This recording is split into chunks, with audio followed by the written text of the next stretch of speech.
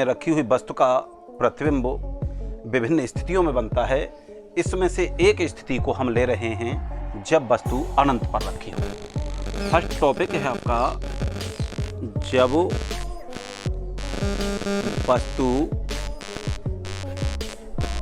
अनंत पर रखी हो।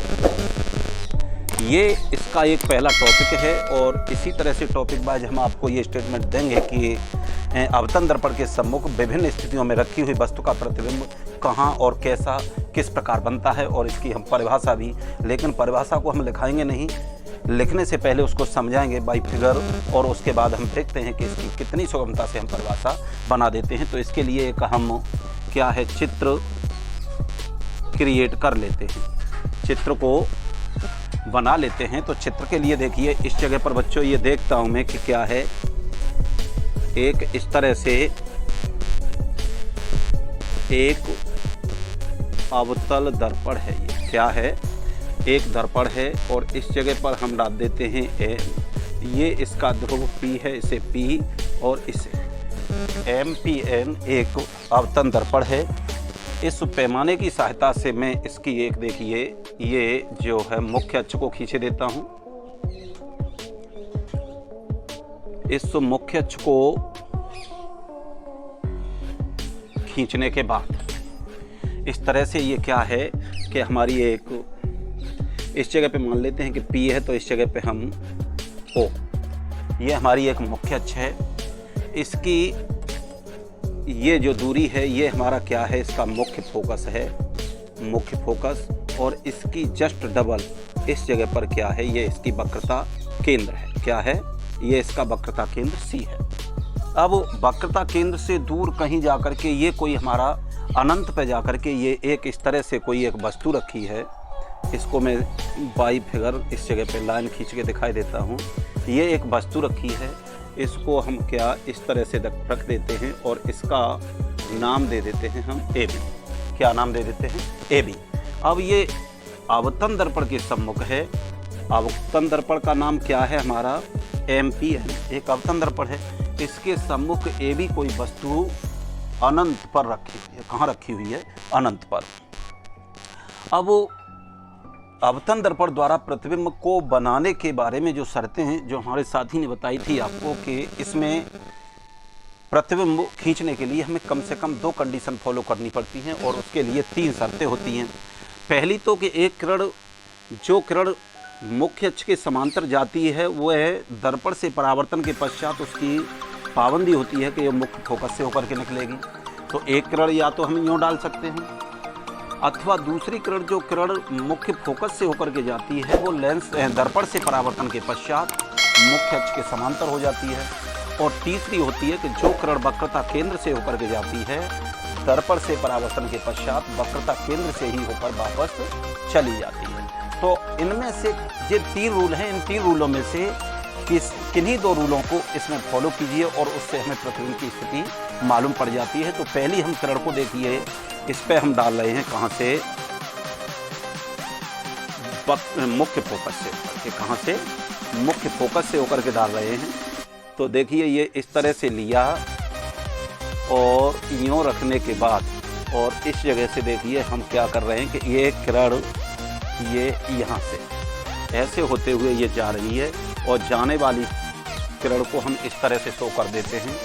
अब जो किरण मुख्य फोकस से होकर के जाती है उसकी ये मजबूरी होती है कि दर्पण से परावर्तन के पश्चात वह किरण वापस होते हुए मुख्य अक्ष के समांतर हो जाती है। क्या हो जाती है, वो मुख्य अक्ष के समांतर हो जाती है।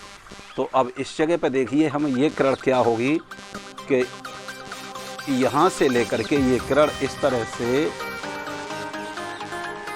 ये थोड़ा गलत नीचे लगी है, इसको इरेज किए देता हूँ। इस जगह पे देखिए ये क्या है, न्यू करके लेकर के और यहाँ से ये लेकर के ये किरण इस तरह से यूँ चली और रिटर्न जाती हुई किरण को हम इस तरह से तीर के निशान लगा करके हम वापस कर देते हैं। अब ये किरण हमने डाल दी कि ये किरण जो मुख्य फोकस से होकर के गई थी दर्पण से परावर्तन के पश्चात ये मुख्य अक्ष के समांतर हो गई। अब हमें कम से कम 2 कंडीशन लगानी होती है। और 2 कंडीशन लगाएंगे, तब उनमें से कोई 2 किरणें एक दूसरे को जिस बिंदु पर इंटरसेक्ट करेगी वह बिंदु उस वस्तु का प्रतिबिंब होगा। तो अब हम देख रहे हैं कि देखिए एक किरण हमारी कहाँ से अभी वक्रता केंद्र से होकर के हम निकाल देते हैं। कहाँ से होकर के?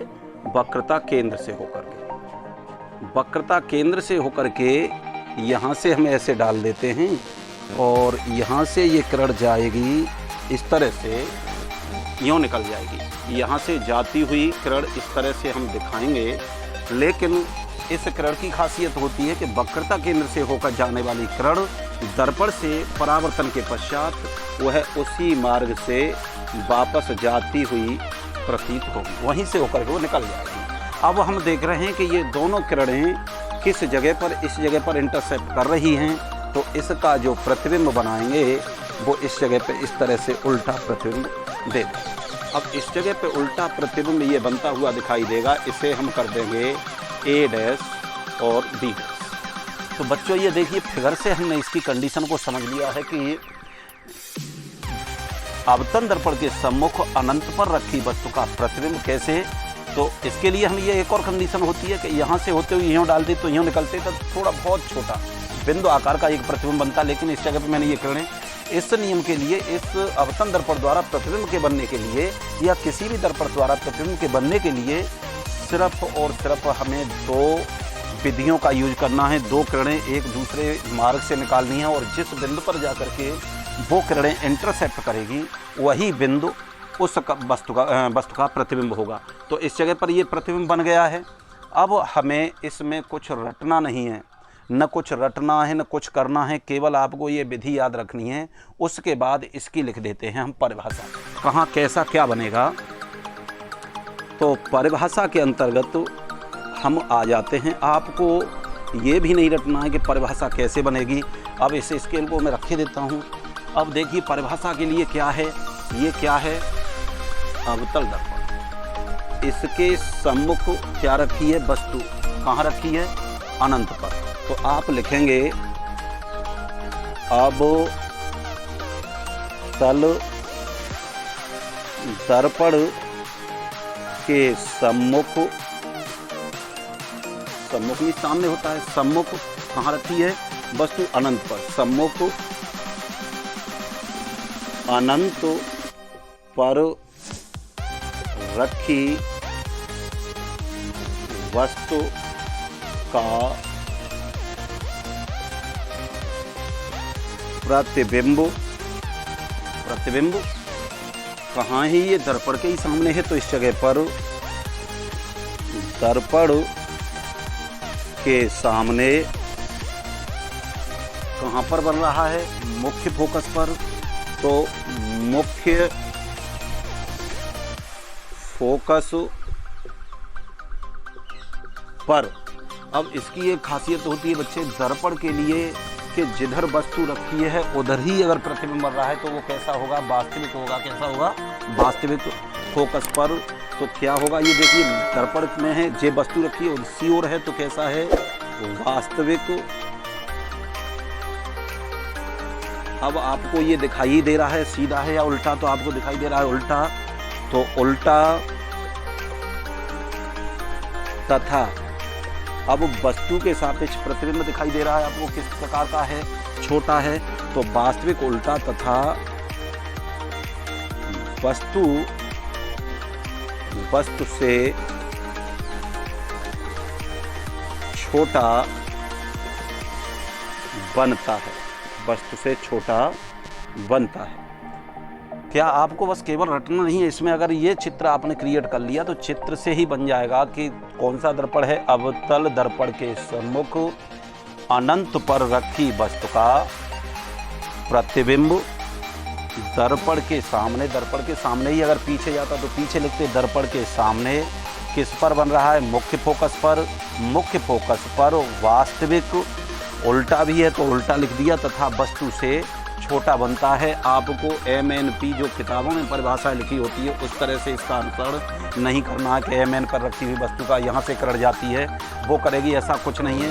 किरणों की विधि इससे पिछली वाली वीडियो में हमारे साथ ने आपको बताई थी।